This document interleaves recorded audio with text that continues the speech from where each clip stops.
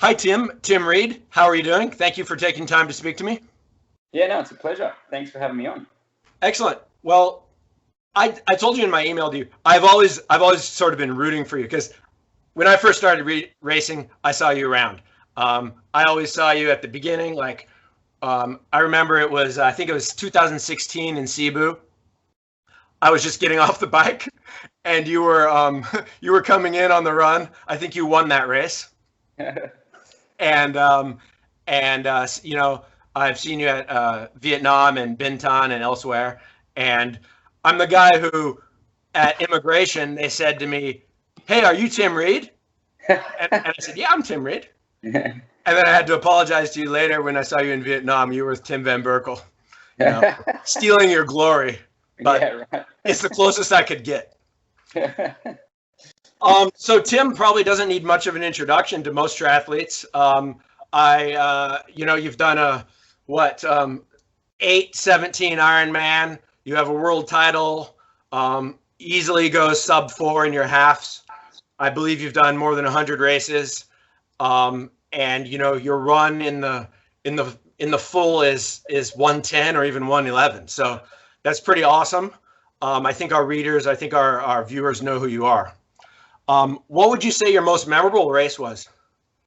It's funny you mentioned 2016 in Cebu. There's probably a couple of races that spring to mind, but that one in particular, I think Tim Berkel and I had trained the house down leading into that race. He was really trying to peak for Kona, and I was trying to peak for 70.3 Worlds.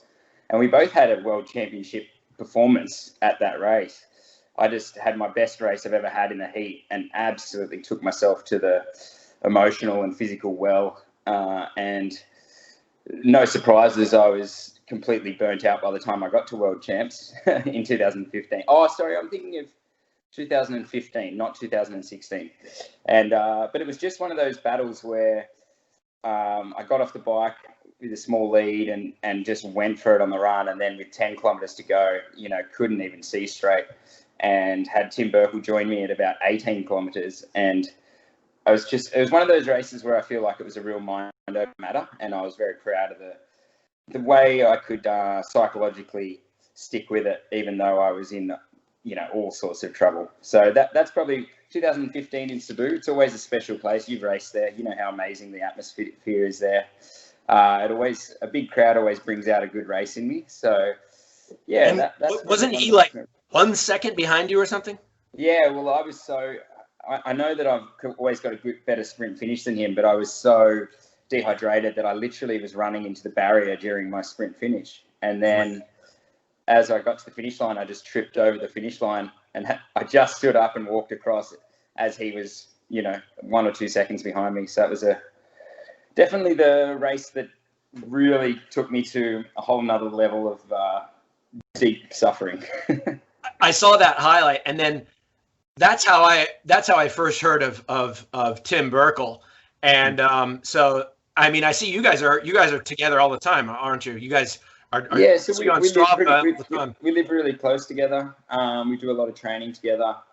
Yeah, we're sort of like brothers. There's we've just spent so much time together the last few years, and it's very normal to, even when we go on a training camp or go over to Boulder, we'll sort of time it so that we're not away from our families and too lonely. You know, we are away from our families, so it's nice to have a familiar face around.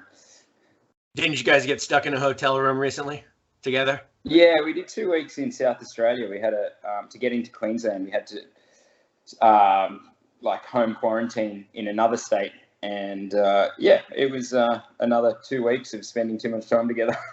And how far is the border? Sorry? How far is the border? Well, we had to fly.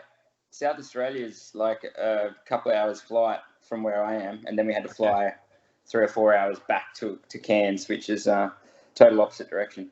Okay. Because I thought you're just like crossing over just like a very short distance, yet they... So it would have been, except that Queensland, the state, wasn't letting anyone from my state into their state. So you had to spend 2 weeks in an acceptable state. Okay, right. Well, I guess coronavirus has kind of messed up your season and pretty much all pros this year or last year, hasn't it? Yeah, I mean, it was hard. I think the biggest shock for me was going from a full-time pro.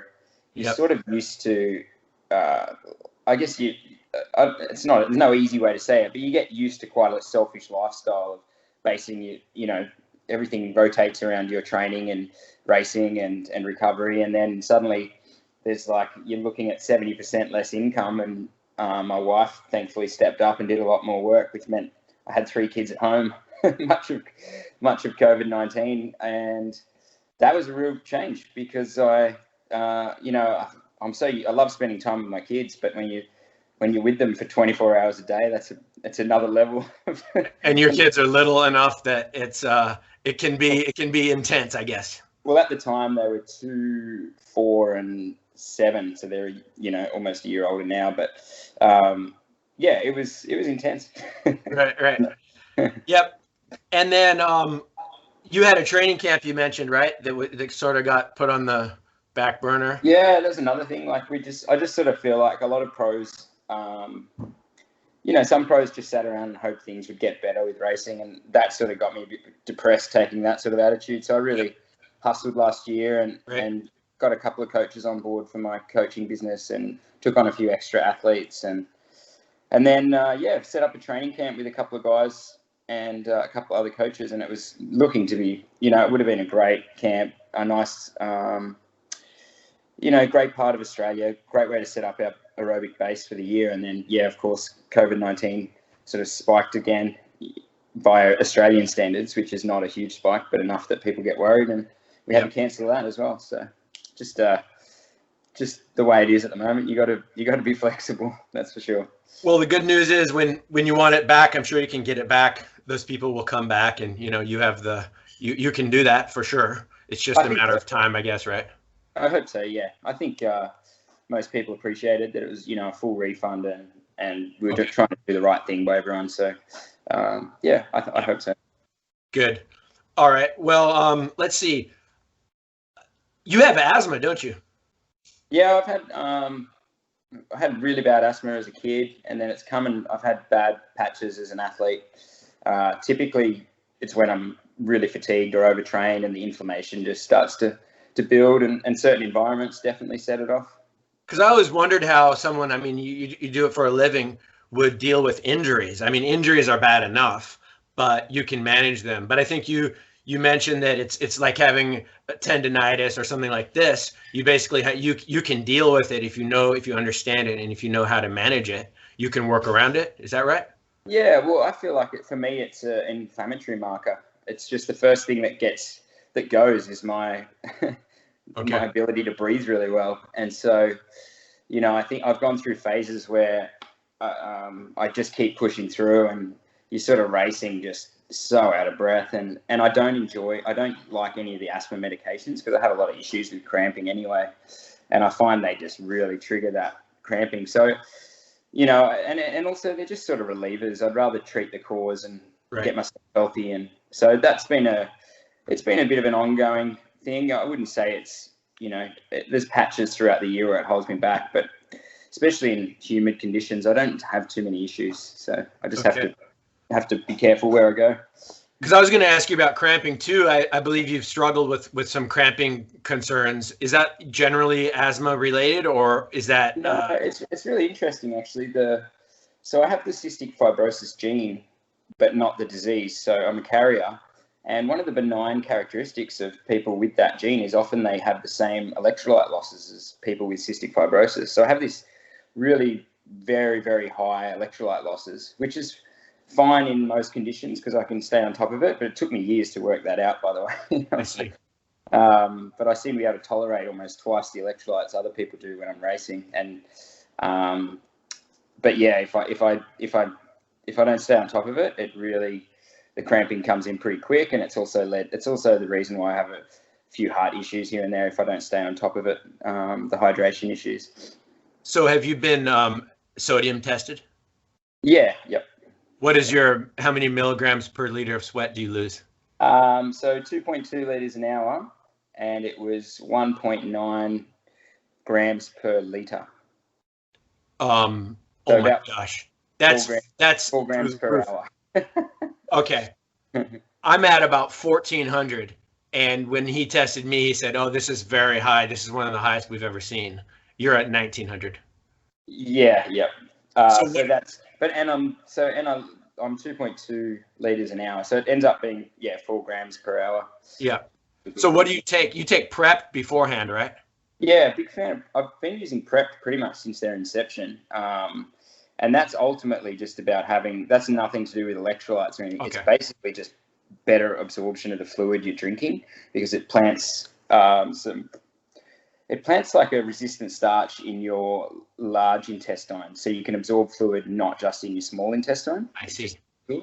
So that's like a night before sort of deal. And then electrolytes, there's a few different ones I use, but I just go a lot higher than most people. So I've been pretty much like almost obsessed with electrolytes, and well, specifically sodium, with my high sweat rate. And I built an app to measure sweat tracking using the scale, and I tracked it over different different conditions like heat, morning, night, long run, short run, like all these things, on the bike, on the run. And I'm close. I can exceed 2 liters as well on the run in hot conditions. So I've been searching for the high end. yeah. But it's great to see that someone can perform like you in these conditions. It's still possible, clearly, as you've proved. Well, the sports science would say a lot of times I think the sports science is pretty flawed, purely because they haven't done mass scale testing like a pharmaceuticals trial. So right. I was told the maximum you could have in a bottle is 600 milligrams of sodium, but I can tolerate way higher than that when I'm really sweating. So I think if your body really needs it, your tolerability goes up as well. Right. Yeah. I mean, for a full Ironman, I'll mix up thousands and thousands and thousands of calories and milligrams in a bottle, and it's just one hot mixture of intensity. But I mean, at Cebu, my first few races at Cebu, I couldn't handle it, and I really I really had the massive cramps, and then I got sweat tested and sodium tested, and then I did my sweat tests. And I found the product that works best for me in races is Precision Hydration. Do you use that? Yeah, I have used Precision. I like it, particularly in races, like you said. I mean, it's mainly sodium citrate and bicarbonate, which is more palatable. It's easy. It's a little bit less aggressive on the stomach, but the downside to it is if you don't need the salt, you can't use your natural taste mechanism to realize it's too much. Whereas with sodium chloride, right. With sodium chloride, it's you can sort of monitor it, and if it's too strong, feedback. Yeah, it's too strong, you drink more water, and if it's not strong enough. But I still think if you really know your numbers, something like Precision is excellent. If you're not sure, I would go steer more towards a sodium chloride mix, because you can use your natural feedback mechanism to. I had never thought of it that way. Then the other one I found that actually has most sodium the highest concentrated sodium product I found is UCAN. Oh, the electrolyte mix. Yeah, nothing has more sodium on the market than that per pound or gram per gram. Right. Wow. And it tastes great, in my opinion. Yeah. I just have a hard time getting it here, and I've only recently used it, so I haven't raced with it yet. But I've raced with the others. Yeah. So you have let's see, you've done quite a lot with let's see, what was I going to say? I was going to talk about running your strength, or I mean, because it seems to be what people say, right? But you've also had some great bike first, or some. I think one of the first things that goes when I'm overtrained is my cycling. But when I'm not overtrained, I think my cycling and running are pretty even. I think my greatest strength with running is when I'm biking well. I can put out good runs off hard rides, and I wouldn't say my running. I'm not a brilliant fresh runner. Some of those ITU guys, you just watch them run and they just look like, they're almost like that Kenyan build where they're just beautiful long levers, and their heels kicking their butt as they run. And I'm not like, I don't have that sort of raw speed, but I also can just function really well off a hard ride. So I'd say my strength is probably the two combined. I just know it's certainly not swimming. the two combined, because that's sort of counterintuitive to what any age grouper would think, right? It's like, how do you get a good run? Well, you get a good bike, right? You don't Well, go for. Yeah, I think that so many people have poor runs and they just think, I need to work on my running. And especially in long course racing, I feel like it's all about the bike, because I've done 100K run weeks for Ironman and haven't quite done enough of the cycling work. And by 10 or 15K into the run, my legs are trashed. And I've done 50, 60K run weeks, but done double the cycling, and my legs have been absolutely fine up until, the usual 30K mark when everything goes south anyway. Hey, a 3-hour run's not that bad, or a 110 or 110. In Cebu, you were usually first. You keep setting the bike record, not bike record, but maybe you do. I don't know, but you're usually first off the bike, and then so I have to implement it because of this sweat rate and the crazy electrolyte losses. I have to attack the bike in hot races to win. I see. Whereas on the run, because I know I have to get 5 or 6 minutes off the bike or everyone's going to outrun me, typically in the heat. Whereas in cold races where the sweat's not such an issue, I can be a bit more patient and know that my run can get me there. So sort of different tactics for different conditions. I see. Well, I've lived in Asia for 20 plus years, and I think I'm comfortable with to me, it's a comparative advantage to be in the heat. People come in from other countries and they can't handle the heat, and like Bintan or whatever, I have always hear people complaining, okay, it's definitely hot, but I'm kind of used to it, and I can place higher in the heat than I can in the cold. Of course, my times are faster in the cold, but so many other people's times are even faster. And I think you have that comfort level as well. I think in Vietnam you were you felt good too, right? Even in the heat. Yeah, I find, Craig Alexander always told me, when you're really fit, you handle the heat better. And I think that's true. I think in colder races, you can sort of hide a little bit with the front group on the bike and then still run to a really good race. But in the heat, you get found out if you're not at really good fitness. And the other thing you mentioned is just if you're training in the heat all the time, aside from the physiological adaptations, your pacing is going to be so much better. I've watched people in those races just go ballistic in the first 5K of the run, or whether it be the first 20 kilometers on the bike. But if you've trained there, you know the price that comes with not pacing well. So I think there's a lot of factors there, but certainly experience and the adaptations you get over time are huge for the heat. Excellent. Okay, well, we'll probably wrap this up pretty soon. But I've got a bit more time, so don't stress it. Okay, sure, yeah. Sure. Okay, well, what's speaking of heat, speaking of all these things, these are mistakes that have to be learned. It took me a long time to figure these things out, all trial by error. But if you could give someone like a quick, let's say, my website's called IronmanHacks, so I come up with of course you have to put in the hard training to get where you want to go.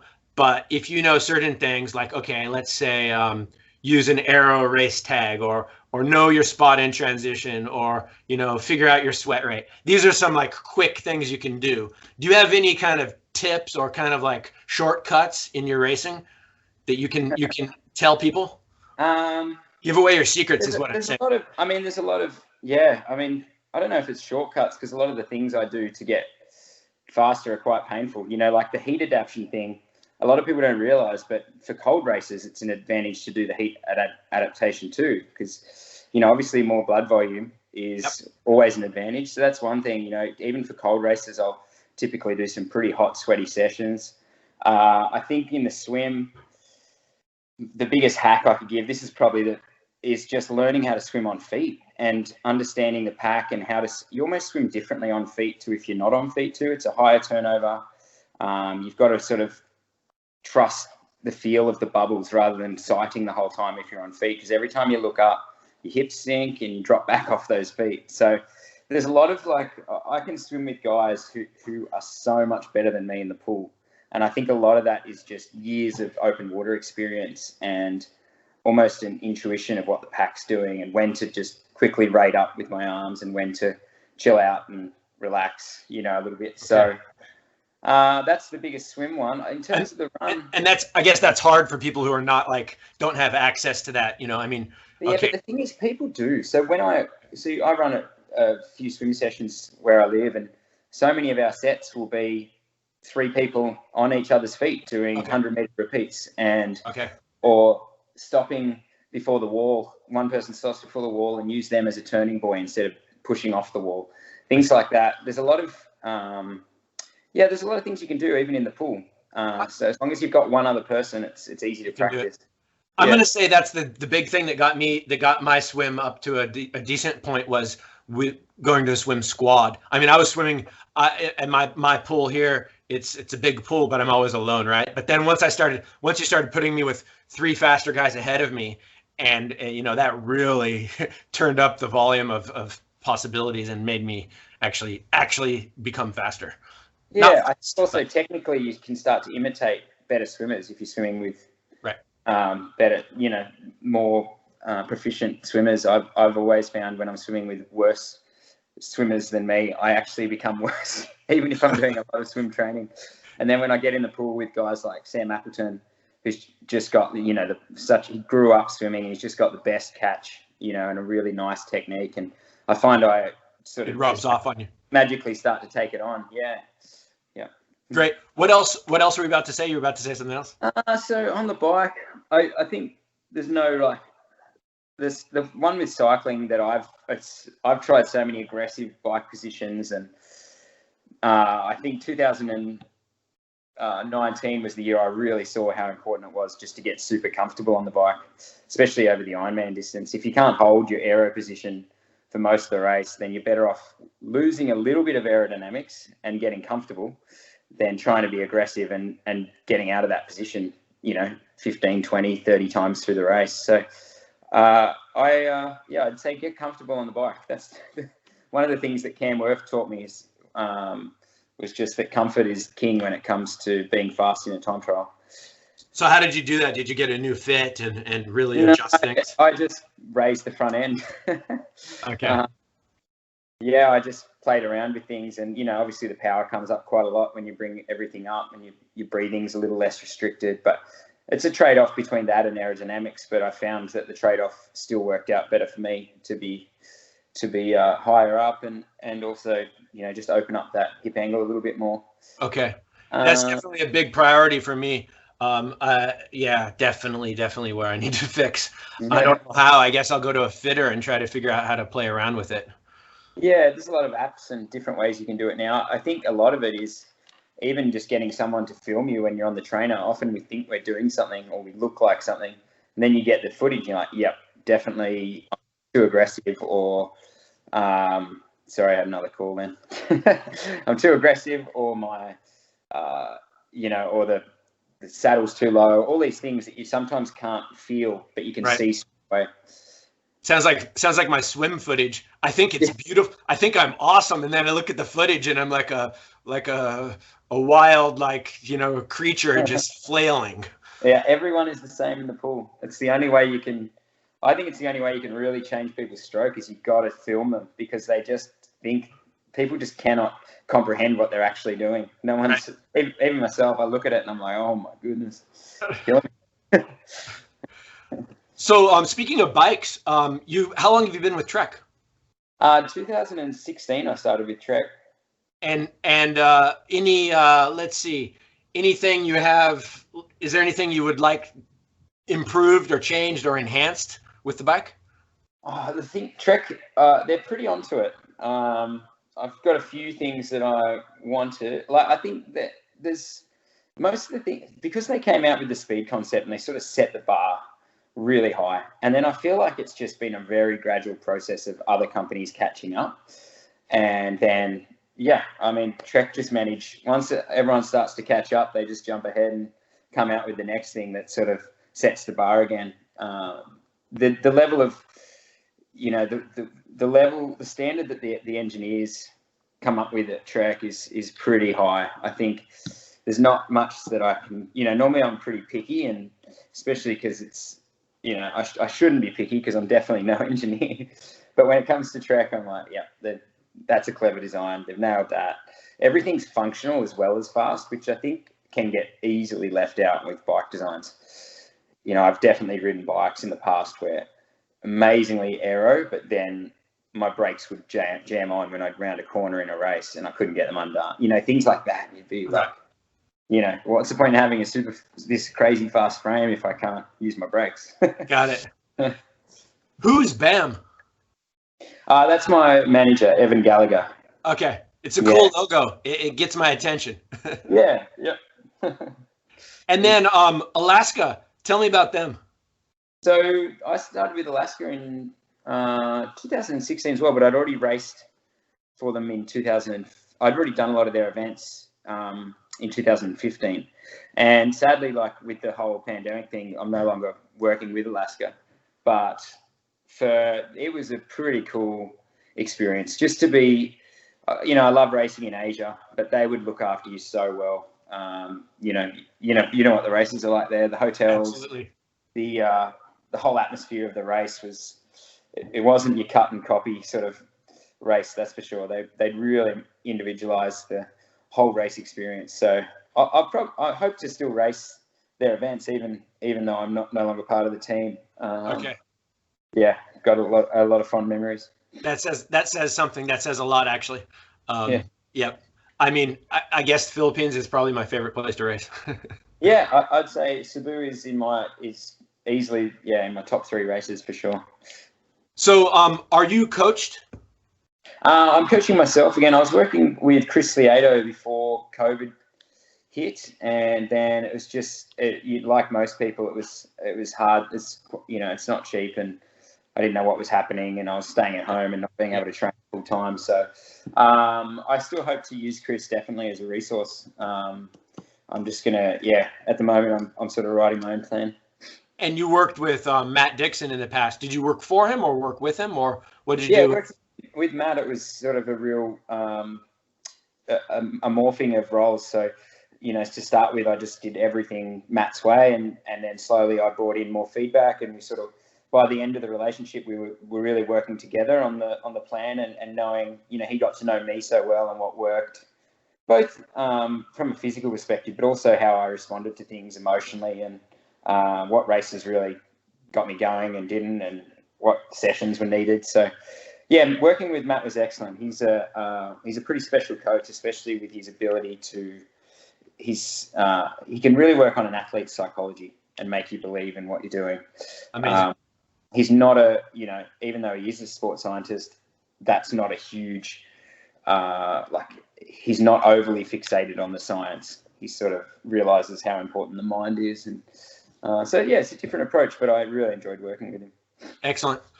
So what kind of, who do you think we can look out for as, let's say, half Ironman or full Ironman athletes? Who do you see out there as, on your radar? Not personally, but just in general. I'm only really familiar with the Aussie guys. I think there's 2 young guys in Australia, Steve McKenna and Max Newman. Steve's a lot like me in that he's always got 1,000 things on his plate. But he's unlike me in that he's way more talented.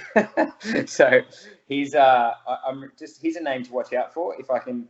So I've been coaching him the last couple of years, and he's had some good results, and he's probably yet to really nail a championship race.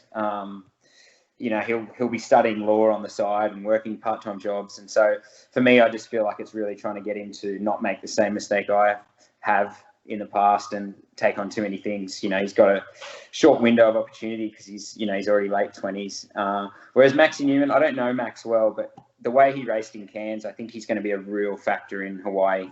It was a lot harder than Hawaii in terms of the heat because of that. The swim's in a wetsuit. So if you're not good in the heat, you're pretty much gone by the end of the swim. Right. Before you can get out of. Yeah. So that was really impressive. And I think he's probably, he seems to be very good at being very focused on triathlon.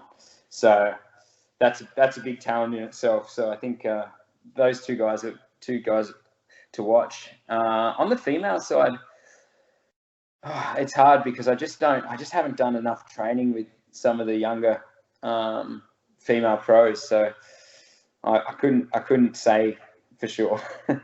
Right. Okay, well, I'll keep an eye out for Steve McKenna and what was it, Max Newman? Max Newman, yeah. Yeah, good.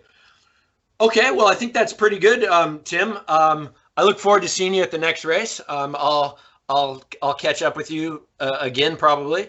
What is your next race? So I'm going to do Hell of the West triathlon. It's like an iconic nearly half Ironman distance in Queensland, southwestern Queensland.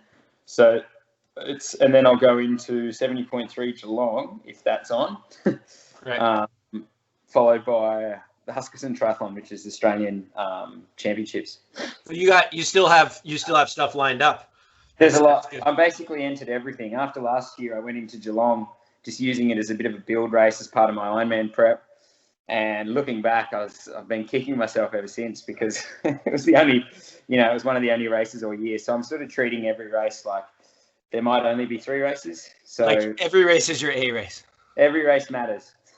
I mean, over here we got everything wiped out, and there's nothing in Singapore, so we can only go to Malaysia and the region.